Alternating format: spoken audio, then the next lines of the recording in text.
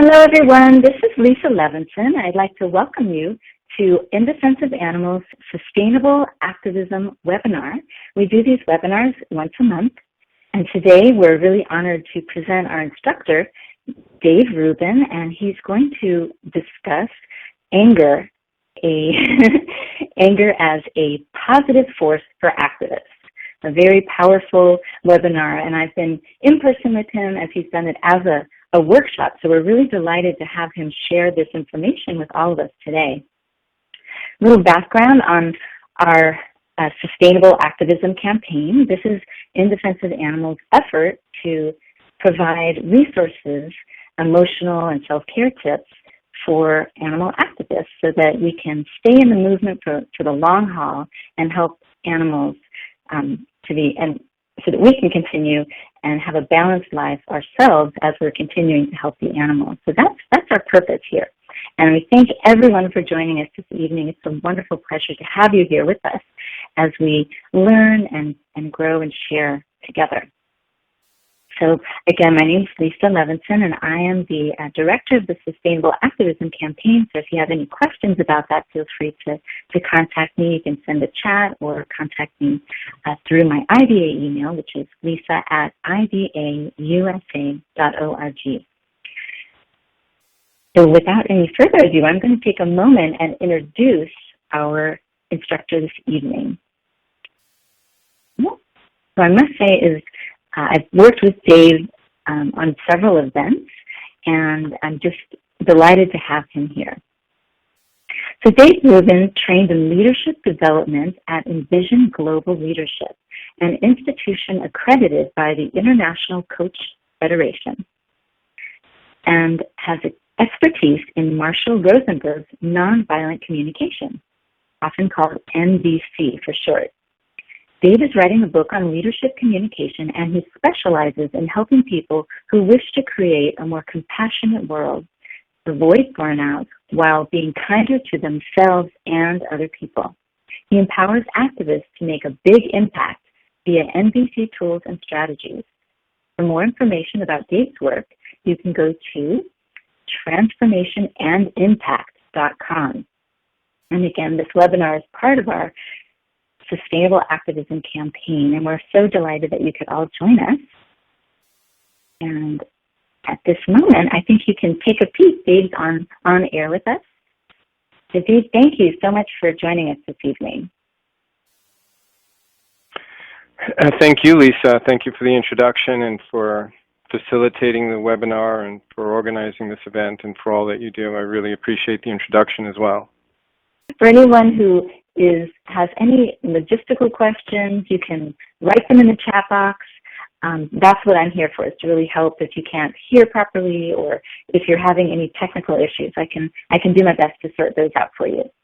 And I'll also be posting some things in the chat box to add additional information if you're online with us. And if you're on the phone, we do send a copy of this replay to everyone who registered. We'll be sending the whole video replay later, and we're also going to send resources along with that. So hopefully you'll be able to watch this later as well. So for now, I think I'm going to pull up Dave's presentation. I'm going to share the download link so everyone can have that, and we'll open the presentation. Okay, great. Thank you, everyone who's here. So the name of the webinar today, of course, is Anger, a Positive Force for Activists. Wondering I chose that picture. It kind of grabbed me. I think sometimes when I've been really angry, that's what I imagined I might look like. So have you ever had a close call and you found yourself acting, running, or fighting before you knew what happened? Well, today I'm going to share my understanding of how this life-saving process works, what can go wrong when emotions get in the way of our happiness and effectiveness, and how we can shift things so our emotions can serve us, as I believe they are designed to do. When we know how to use them, I believe our anger and emotions can help us to have more fulfilled lives where we can be more effective in our work and in our activism. So if you identify as a vegan or animal rights or activist or other activist, this webinar is for you. If you are struggling to move through your anger, this webinar is for you if at times you feel depressed, burned out, or overwhelmed by your emotions. This webinar is for you if you ever perceive that you're alienating those who you want to influence. Even just, I've certainly had that experience. I think I sometimes still do. As I learn to communicate more effectively, I think it happens less often. And the more I can connect with people I want to influence, I think the more successful I'll be at doing that. So I'd like to talk a little bit about myself. I know Lisa told you a good deal. I'll just talk briefly more, just to help you connect a little bit more with me and talk a little bit about our intentions, or my intention for the webinar today. So since my college years, I've been really concerned about humanity and the direction humanity is moving in, and about the way we relate to other beings, other human beings and other non-human beings in this world. In 1986, I stopped eating animals. I stopped eating eggs and dairy in 1992. It was years later when I cut out bee products like honey, and I finally did do that, and I identify as vegan. I do what I can. It's really important to me to do what I can to create a more compassionate world. I became an animal activist still in college in 1990, and after I graduated college, I decided I wanted to go into business for myself, which I did. I eventually had a successful business in the political arena, and it was earning six figures. It was successful by a lot of measures from my perspective, and ultimately I just wasn't happy. So I decided to stop doing that and do something where I could have maybe less stress and also have more of the impact that I want to have.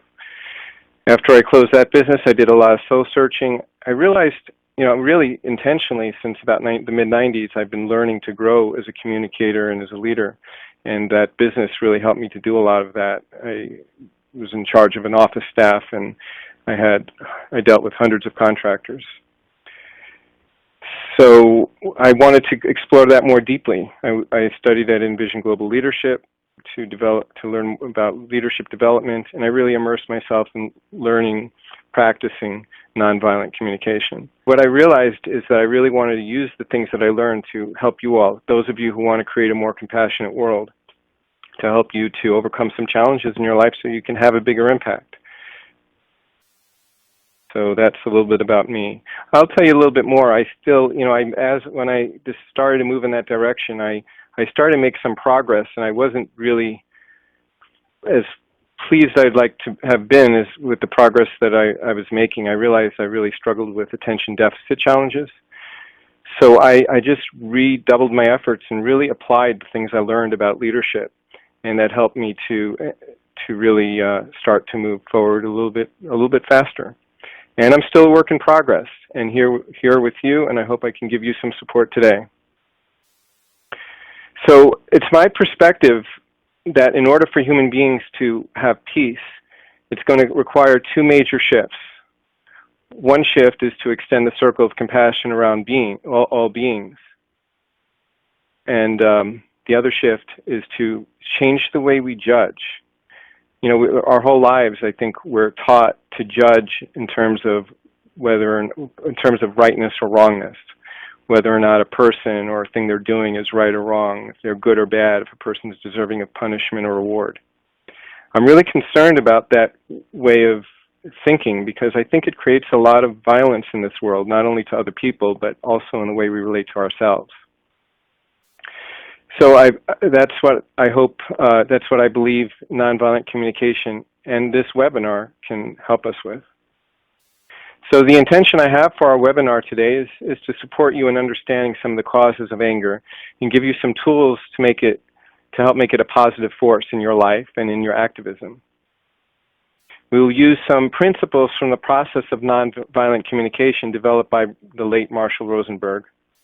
So our agenda for today, before I get started, I just want to clarify the agenda so you know more of what to expect. I want to discuss a little bit about how our brain and emotions work. I want to explore the connection between our thoughts and our emotions, and discuss the underlying causes of anger and other emotions, and how the principles of nonviolent communication can help us start to manage our emotions more effectively. If we have sufficient time, I would like to coach one or two of you in processing your anger. I'd also like to let you know how to work more deeply with me if that resonates with you, so you can use the information I'm sharing with you today to help you to transform your life so you can have a bigger impact. So I want to give you a lot of value and content in the limited time remaining, so let's dive in. Fear is so important for our survival, we do something absolutely remarkable. Our bodies begin to react to a threat before we're even consciously aware of what the threat might be. Because when we're faced with danger, milliseconds count.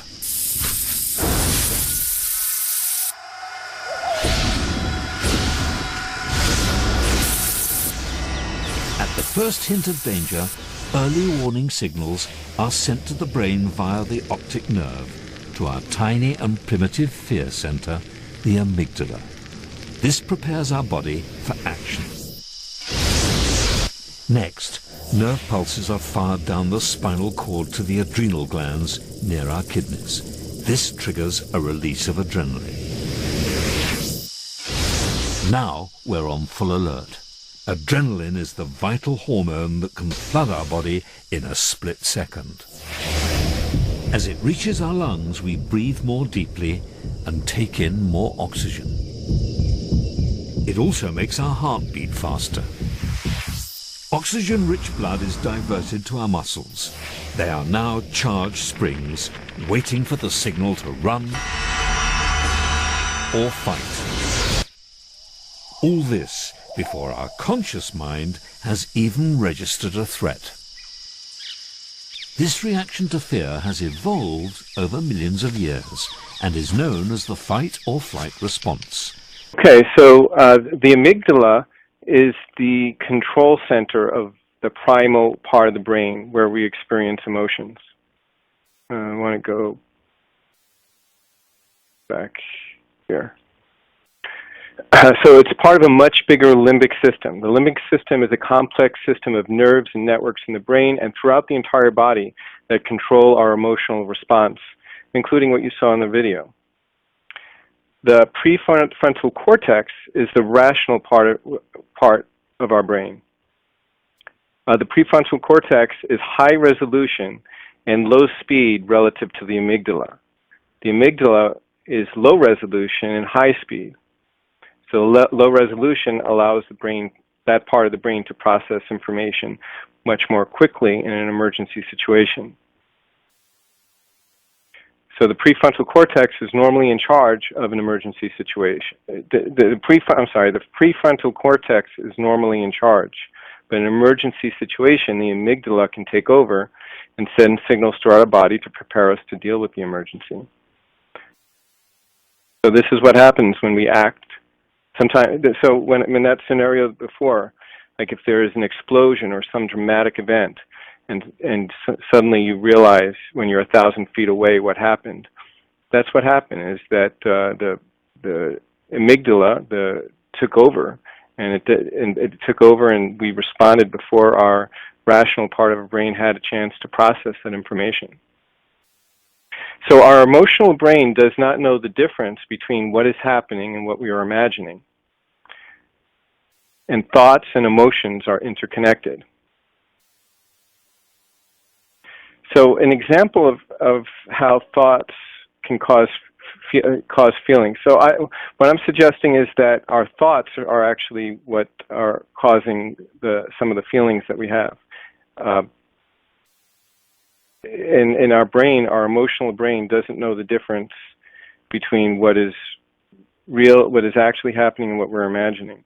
So that's why when we're imagining something, some kind of confrontation that we have in mind, or something that's a really stressful situation for us, we know our heart could start beating faster, we could start breathing heavier, and all kinds of things happen as if there was a real danger in front of us.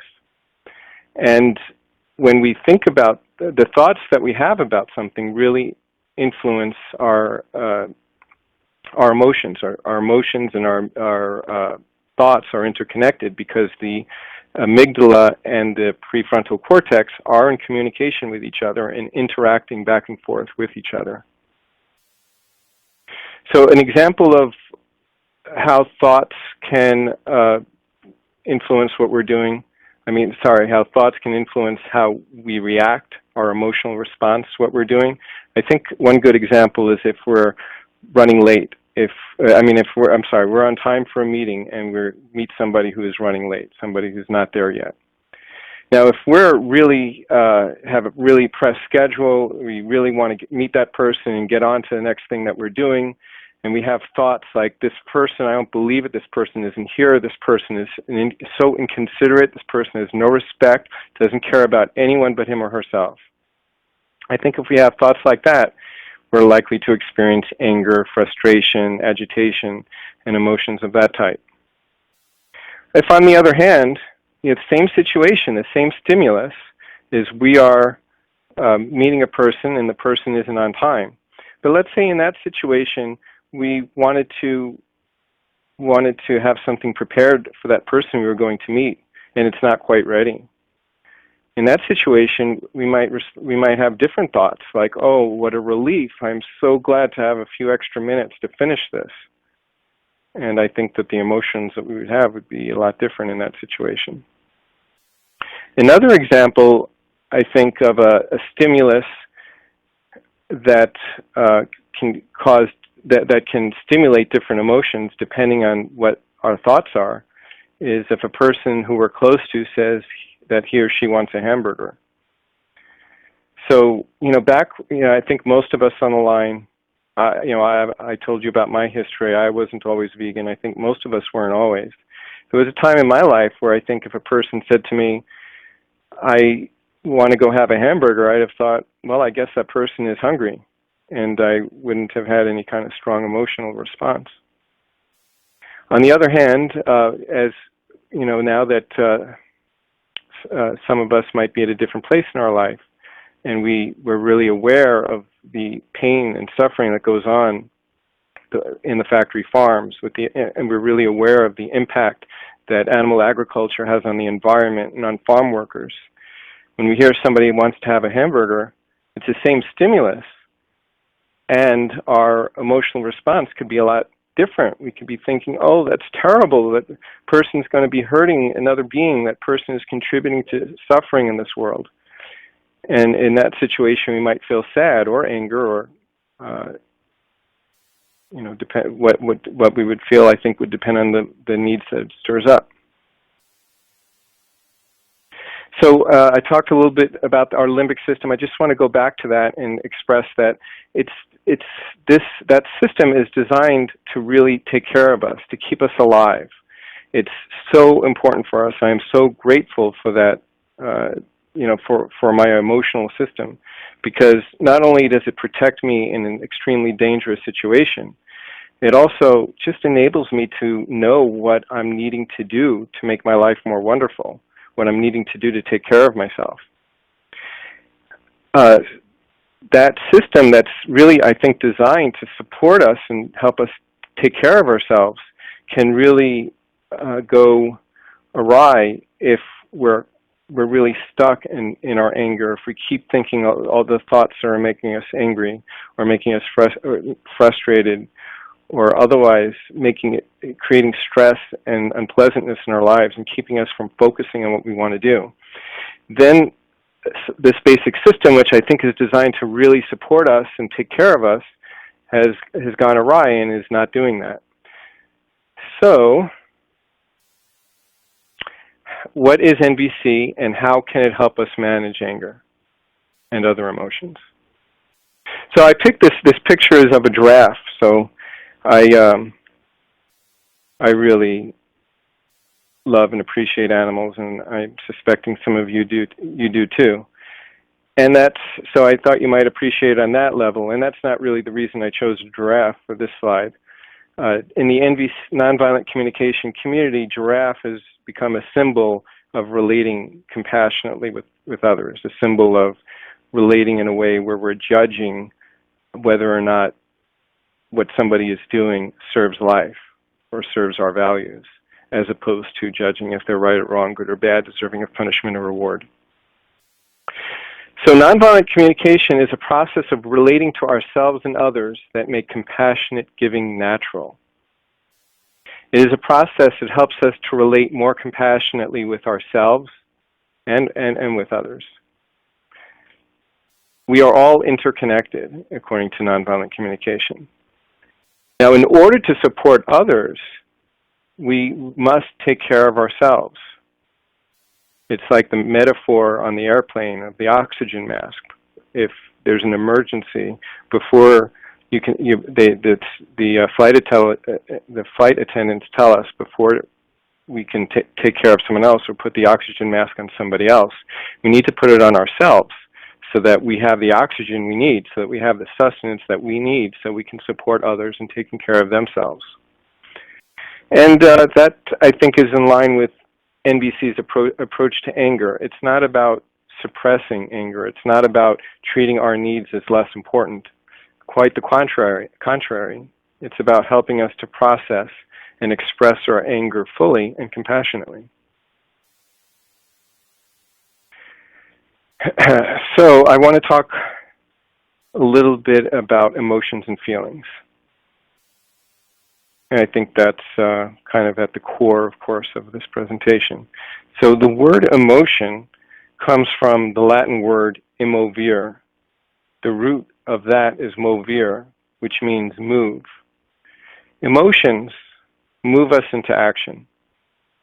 In nonviolent communication, the word feelings refer to that which goes on inside us that arises from needs being met or unmet.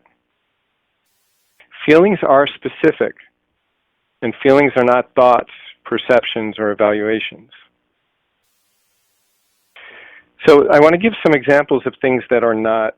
So common use of language referring to feelings is not the same as I'm using feelings in this presentation, and it's not the same as the word is used in nonviolent communication. So I want to give a couple of examples of things that are not feelings, according to NVC. One is good. You know, sometimes a person will ask you how you feel. You say, oh, I feel good. Well, feelings are specific, so good isn't really a feeling. If you say, I feel like, or I feel he or she, something like that, you're probably not going to be expressing a feeling. You're more likely going to be expressing a thought or a perception or an evaluation. Another example of something that we use in common language as a feeling that I think is not a feeling for our purposes are terms like inadequate or foolish, where we might be making evaluations and judgments about ourselves, or, you know, like I feel foolish, I feel inadequate, I feel like an idiot. You know, those are all evaluations and perceptions and thoughts we have about ourselves. It's not a feeling in the sense that I'm talking about it. Another kind of a word that's not a feeling, according to the way we're using it, is judged or abandoned or ignored. Words that suggest our perception of what we think other people are doing to us. So what are feelings? What are some words that are feelings? Some words that I think are feeling in the way that I'm talking about it is happy, grateful, angry, frustrated, annoyed, agitated. I'd like to invite participants, if you want, share some other words that you think might be a feeling or not. And I'll tell you what I think, if I think it's a feeling or maybe a thought or evaluation. So I want it to be a safe space, not being about right or wrong, and I'm not going to tell you what is right or wrong. I'm going to tell you what, whether or not what you post is in line with how I'm trying to define feelings, to kind of give you a sense of what I mean. So I am not, let me see, I guess I have to scroll down. Anyone? So I heard someone say tight. I'm not sure if they're referring to feeling. I'm reading that at that Louisa Kwan, you said tight. I'm thinking maybe you're responding to somebody else. Does somebody want to offer something that you think is a feeling? Unheard. Thank you, Marina. So unheard. I think unheard, it might not be a feeling in the way that I'm suggesting. It's a perception that other people aren't hearing you. It might point to a need that you have to be heard. And sad. Sad, yes. Sad is a feeling in the way that I'm defining it. Broken. I'm not sure about broken. I think broken is maybe a perception of how you see yourself. You see yourself as not being full and needing something else to be complete. So I think that's more of a thought than a feeling. Billy, you feel angry. I'd like to empathize with you. So yes, I think angry is a feeling like what I'm talking about. Feeling stuck. That's a good one. That's a good one. I think stuck would be also a perception of just not being able to move from where you are, as opposed to an actual feeling. So I appreciate everyone who shared right now and contributed to this conversation. I want to move on and so that we can get some more done. For other examples of feelings and the resources that I believe Lisa was able to send to you, I've included a feelings list as well as a needs list. So I invite you to take a look at that. And it's not a fully comprehensive list of feelings, and I think it covers most of what I could think of. Although I didn't come up with that list is from the Center for Nonviolent Communication. Okay, and also at the end, I'll give you a way to contact me just in case there's any resource you don't get. I invite you to contact me, and I'd be happy to send it to you individually. All right, so what causes emotions? So in nonviolent communication, the theory is that we are responsible for our own feelings and emotions. Other people's actions can stimulate our feelings, and they're not the cause of our feelings. So I perceive that language tricks us into believing that others cause our anger, frustration, happiness, and other feelings. Some common phrases that we have in regular language is things like, she is frustrating me. He really pissed me off. You hurt my feelings. So our very language, and I think the messages we get from birth, suggest that others are responsible for our feelings. I suggest that we are responsible for our own feelings. Our emotions are caused by our needs being met or unmet, or our values supported or not supported. And so I mentioned, of course, we talked earlier about thoughts. So I think the thoughts that we have can cause our needs to be met or unmet, which causes our feelings. And from Marshall Rosenberg's perspective, that is especially true with anger, that thoughts cause anger, which cause the needs to be met or unmet. So I'd like to give a definition of what needs are. Needs are that which sustains and enriches life. Needs are universal, so it never involves a particular strategy, but it never involves a particular person doing a particular thing at a particular time. So some examples of universal needs are respect, love, connection, to be seen. be understood, trust. Those are some examples of needs as we're defining them here. So back to that hamburger example, if with our conscious, if we're really concerned about the world and the animals and the way they're treated and the way the workers are treated and the way the impact that animal agriculture is having on our environment, and we hear our friend say that he or she wants to have a hamburger, possibly some the unmet needs that we might have would be, I'd say needs and values would be for compassion, love, and respect. Possibly clarity too, I think. Maybe we're really wanting to understand how a person who maybe has received other information is making that choice. Maybe we're wanting cooperation in creating a more compassionate world and a world that's sustainable. Maybe we're wanting connection. Maybe it can be really challenging to connect with somebody who doesn't relate to such a value that is so important to us. And it could bring up other needs as well. Those are a few examples. So, as I said, our thoughts can cause our needs to be met or unmet, which causes emotions such as anger.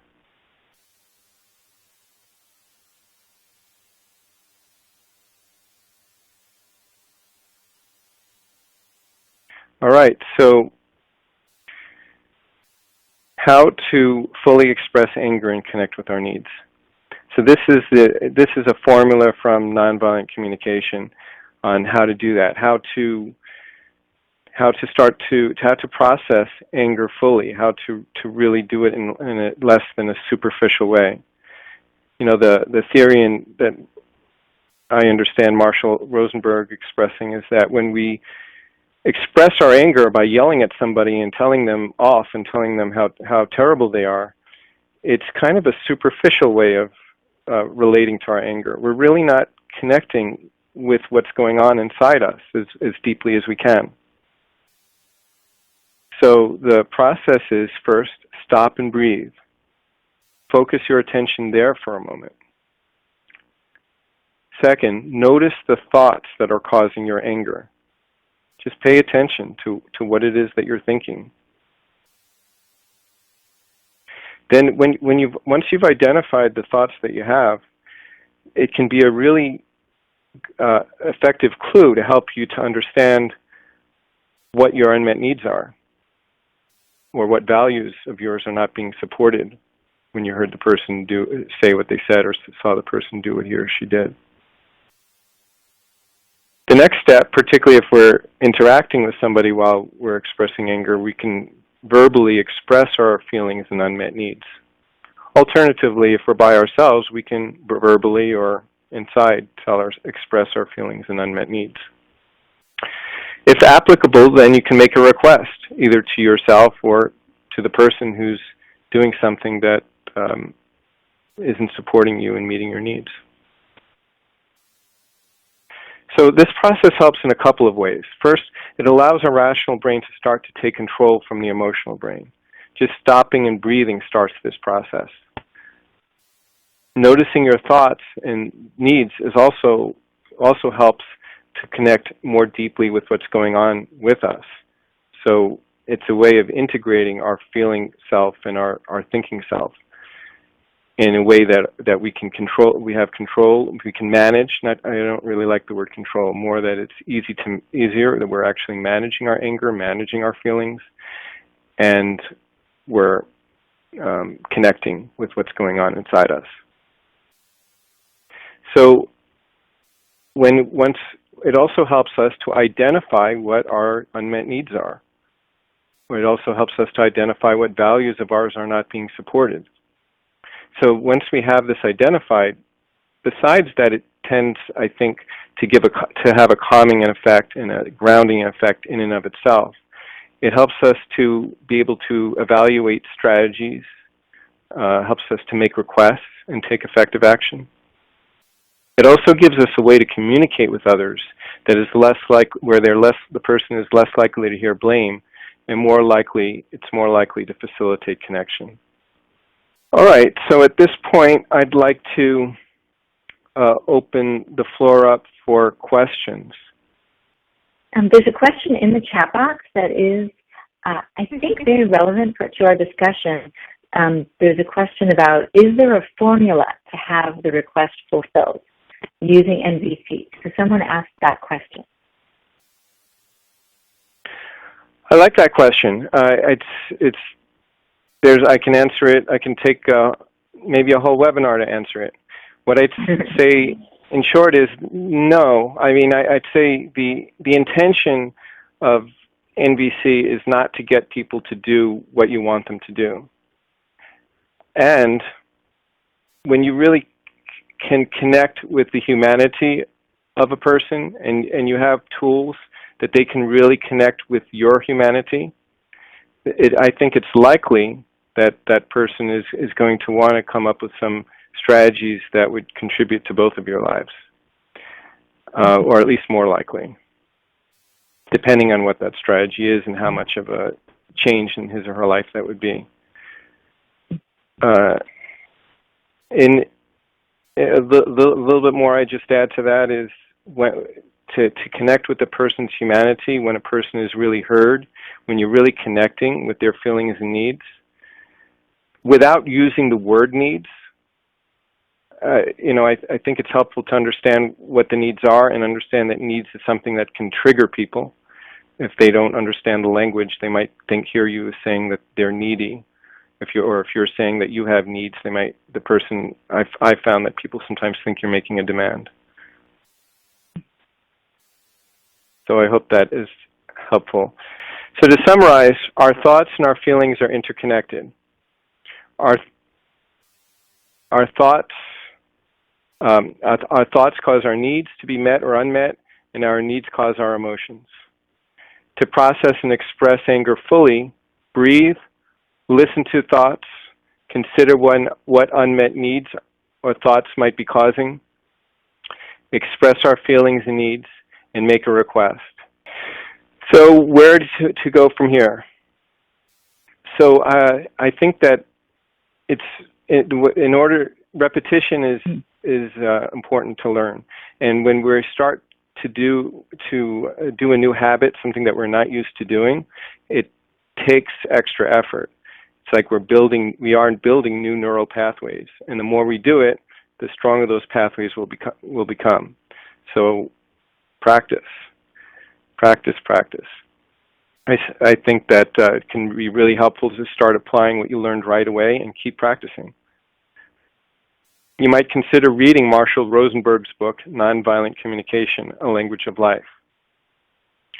To find out about future classes and webinars and learning opportunities, send me your email address. Also, if you have not already done so, consider getting on IDA's list. I'm guessing maybe that you are already if you've signed on to this webinar. Lisa, maybe you can clarify about that. We send this out far and wide, so you may not be on the newsletter list, but I think that that you receive the information, and we will post the replay link, and I have your email, so everyone receives a follow-up email from me after the event, so you'll definitely get that with some resources and also a replay link that will happen about a week or so following the event. Okay, thank you, Lisa. So you have learned some basics about your feelings and needs and how to start to apply that to manage your anger and other emotions. If you'd like some more support to use these and other principles to create the life that you want and be more effective in your relationships, your activism, and your work, I would like to support you with a complimentary telephone strategy session to help you get clear on where you are now, where you want to be, and how to get started moving there. So if you would like to just hear about future events, or then here's the way to contact me, or if you'd like to request a complimentary strategy session, please notate that when you send me the message that that's what you would like. And if you want a complimentary strategy session, I request that you request that within a week, within 7 days from now. So the link here, www.transformandimpact.com/contact, leads you to the form where you can contact me. And that is also on the home play. So I invite you to another way you can integrate this learning into your life is to do the home play, what I'm calling a home play exercise. That you can, so at the bottom of that home play thing, which is one of the resources Lisa hopefully will get to you, there's also this contact here, or you can write it down right now, www.transformandimpact.com. There's also a resource with, I includes the feelings and needs list, and I also have a summary of some of the key points that I shared with you today. So that concludes my presentation today. I thank you all again so much for your attention and chance to offer support and contribute to your lives. And thank you for all your support, Lisa. I don't know how I could have done it without you. Oh, you're very welcome. Dave, I think you have such an expertise in responding to people in an authentic way, and so I think it is a wonderful and generous offer that you share with folks to be able to help one-on-one if they're interested. Great. Well, thank you so much, Dave, for sharing your skills and knowledge. And just so folks know, this is really just like a little piece of what Dave offers. He leads a whole workshop. The question that someone asked, if there was a formula, there is a four-step process that's used in nonviolent communication, and I think, Dave, you've gone over it in some of the other workshops that were a little longer. So I know that there are so many resources, and nonviolent communications is one of the main tools and strategies that we offer activists in our Sustainable Activism campaign. So we will be offering more workshops on this topic because it's so invaluable in being able to look at ourselves, but also in communicating with others. Almost every interaction you have, whether it's with another activist or whether it's with a person that you're trying to engage in talking about veganism, all of those interactions can be a lot better learning some of the principles. So hopefully we'll get to share more of them with you. I have a question. Yes, Wait, who's speaking? Hi, this is Trish speaking. And Hi. hi. So my question actually is based on what Louisa asked earlier. And so I find that nonviolent communication, for me, I'm okay when I'm the one listening to the other person and it's just to be one-sided. But when it's in a situation, as Louisa was mentioning, for instance, at a dinner or whatever, I find that where I start getting really upset and angry is when I'm listening to them, but I'm not getting that back. And I know that's not correct. I shouldn't be doing that. I shouldn't feel that way, but I'm just being honest and open here and was wondering if you could make any suggestions. Maybe I just have to accept that that's not really the time for me to be heard, but when I'm trying to talk about veganism, for instance, when they're asking, I kind of want that respect that they listen to what I'm saying. All right, so I heard that you find you're comfortable listening to a person and empathizing with the person, and then sometimes they even ask you questions, and you answer them, and your need to be heard isn't met, and you find yourself getting really angry. Is that right? Yes, that's right. Are you wanting me to suggest strategies of how to deal with a situation like that, or what exactly would you mean? I'd like you to suggest strategies. Earlier we said like a 1, 2, 3 thing. That's very helpful. If I kind of have a checklist of kind of what to do when when I'm in that situation? Well, I'd be happy to do that to the best of my ability. When communicating with somebody who has a different opinion than we do, I think what you said of listening is a really good starting point. I think it can be really effective if we really not just hear what they're saying on the surface, if we also really connect with why it's really important to them. Okay, so the first step is to really listen and connect with the person's needs. The next step, I think, is if a person doesn't, a person might ask you at that point once they've really had a sense of being heard. Maybe they'll ask you if they're curious. Most likely not. So before offering my perspective, what I like to do is ask permission. Ask the person, would you like to hear my perspective on the issue? And I find that to be really powerful in general, whether you're asking permission to give a person your perspective, or anytime you're thinking of giving advice or anything like that. I think asking permission makes it much more likely that if a person wants to hear it, that they will hear what you have to say. And then talk from a place of yourself, of what's really going on inside you. But not if you just list a bunch of facts, that might be impactful if a person says they're open to it. And what could be even more impactful is just how you're personally impacted as a human being, along with the facts. Is that helpful? That's actually very helpful. Thank you very much. I never thought about this. Would you like, asking about, would you like to hear my perspective on that? That's very interesting. Thank you. I really appreciate that. Oh, I'm so pleased that you found that to be that I could contribute in that way.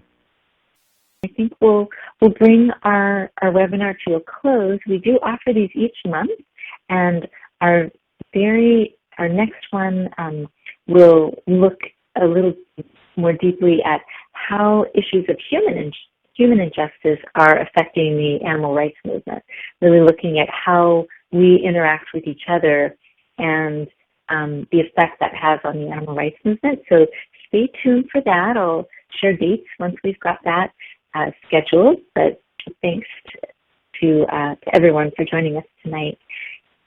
And there's wonderful items in the chat box if you are online able to take a peek at them, and if not, I'll just let folks know that people are expressing their gratitude, and I think that we all feel grateful for, at least I can speak for myself, this opportunity to connect with each other. And that's so important to know that we are part of a larger community, and we do have a lot of ways we can interact together that will really benefit us, and also the animal rights movement in general. So thank you. And I think with that, we'll sign off. And again, many thanks to Dave, and we'll continue connecting via email. And hopefully the rest of you will join us on our next webinar. We do offer them every month, so if that topic is of interest to you, the next month in November, we will be having Ray Sikora of Plant Peace Daily. She's going to share, her webinar will be called Despair Repair, another valuable topic.